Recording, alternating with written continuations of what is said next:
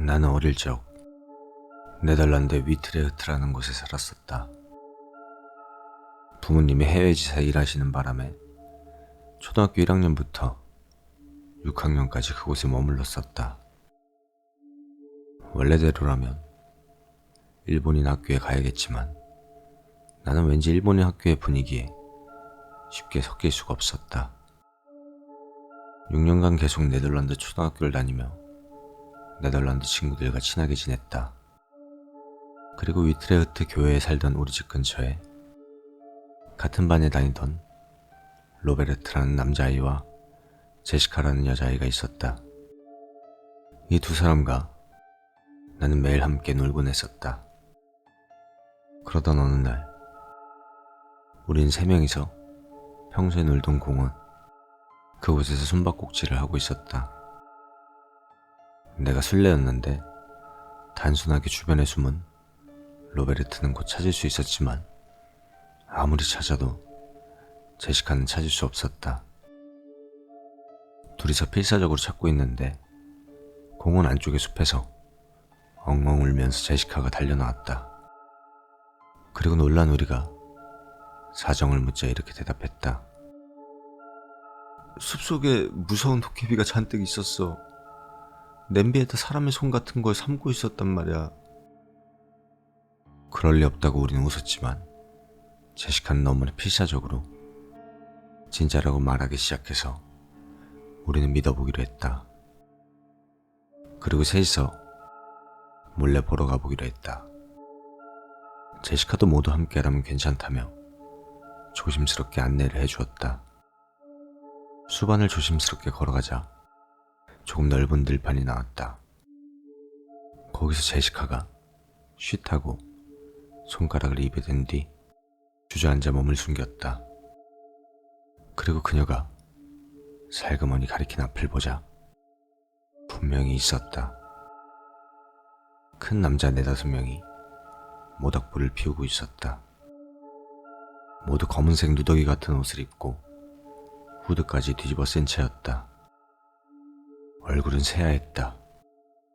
하지만 이상한 화장을 한 것 같은 그런 느낌이었다. 그런 사람들이 무엇인지 알 수 없는 이상한 노래를 큰 소리로 합창하면서 불에 얹은 냄비를 접고 있었다. 그리고 나무로 된 테이블 위에 저것은 설마 사람인가? 몸 이곳저곳이 뿔뿔이 잘려나가 있었다. 그리고 멀리 보이는 냄비에는 확실히 손목이 튀어나와 있었다. 제시카는 우리들과 그 사람을 번갈아 보면서 저거 봐! 저거 봐! 라는 듯한 얼굴을 하고 있었다. 나는 눈앞에 보이는 광경을 믿을 수 없어 단지 망연자실하고 있을 뿐이었다.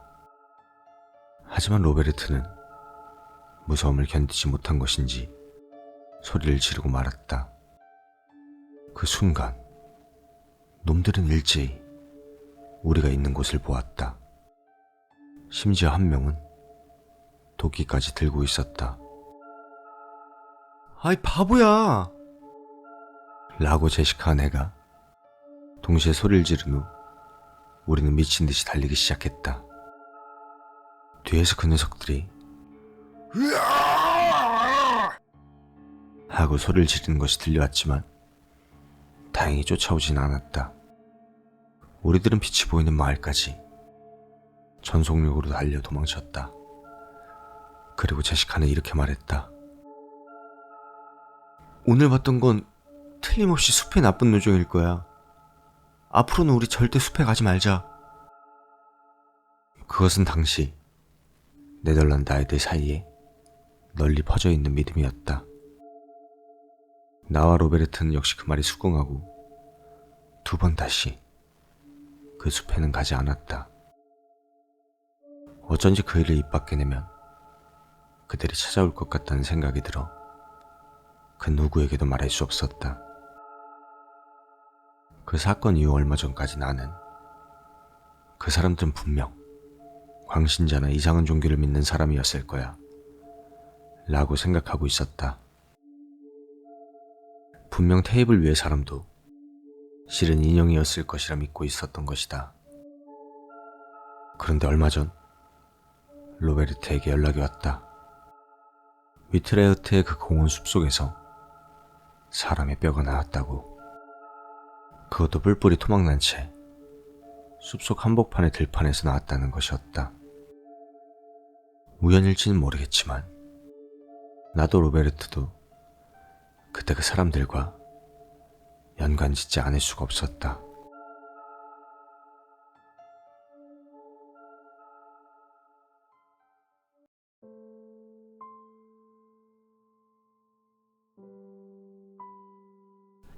지난달 돌아가신 할머니 이야기입니다.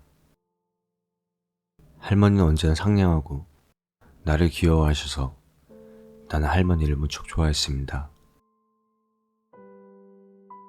그런데 나는 할머니가 돌아가시기 전날 그만 할머니에게 화를 내버리고 말았습니다. 그날은 오전부터 양로원에서 회의가 있어서 할머니는 나가시는 길에 연필이나 펜이 있으면 좀 빌려주겠니? 라고 말씀하셨습니다. 나는 황급히 가방에서 펜을 꺼냈습니다. 우연히 손에 잡힌 것은 생일날 친구가 선물해준 귀여운 펜이었습니다.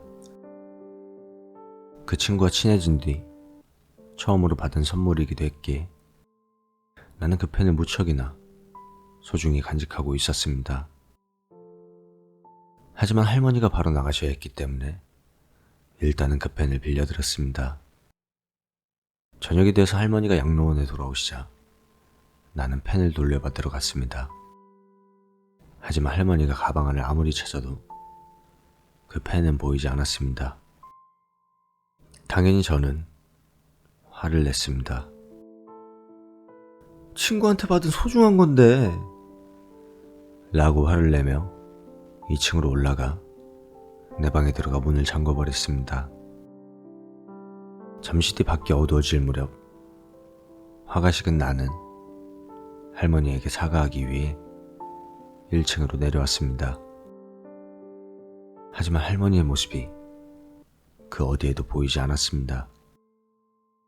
저녁밥을 준비하고 계시던 어머니에게 할머니는 어디 계시냐고 물었습니다. 응? 할머니? 네 펜 찾으러 가셨어. 그러니까 그렇게 할머니한테 화를 내면 어쩌니? 어머니의 말을 듣고 나는 초조해졌습니다. 할머니가 돌아오시면 꼭 사과하자고 생각하며 할머니가 돌아오시기만을 기다리고 있었습니다. 하지만 꽤 늦은 시간이 되도록 할머니는 돌아오지 않으셨습니다. 찾으러 나갈까 싶어질 무렵 전화가 와 어머니가 받으셨습니다. 어머니는 전화를 끊더니 새파래진 얼굴로 에이야, 할머니가 사고를 당하셨대. 빨리 병원으로 가자. 옷 입어. 이렇게 외치셨습니다. 저는 머리가 새하얗게 됐습니다. 아직 아버지와 오빠는 돌아오지 않았기에 나는 어머니와 여동생까지 셋이서 함께 병원으로 서둘러 떠났습니다. 그렇지만 우리가 병원에 도착하고 얼마 지나지 않아 할머니는 숨을 거두시고 말았습니다. 나는 그 자리에서 큰 소리로 울고 말았습니다. 그때 그런 말을 하지 않았더라면 할머니는 밖에 나가시지 않으셨을 테고 돌아가시지도 않으셨을 텐데 후회로 머릿속에 가득했습니다. 그리고 장례식이 끝나고 얼마 뒤 저는 꿈을 꾸게 되었습니다. 할머니의 꿈이었습니다. 꿈에 할머니가 나왔을 때 저는 이게 꿈이라는 걸 알고 있었습니다. 할머니는 아무 말 없이 제 머리를 쓰다듬어 주셨습니다. 나는 갑자기 눈물이 울컥 치솟았습니다.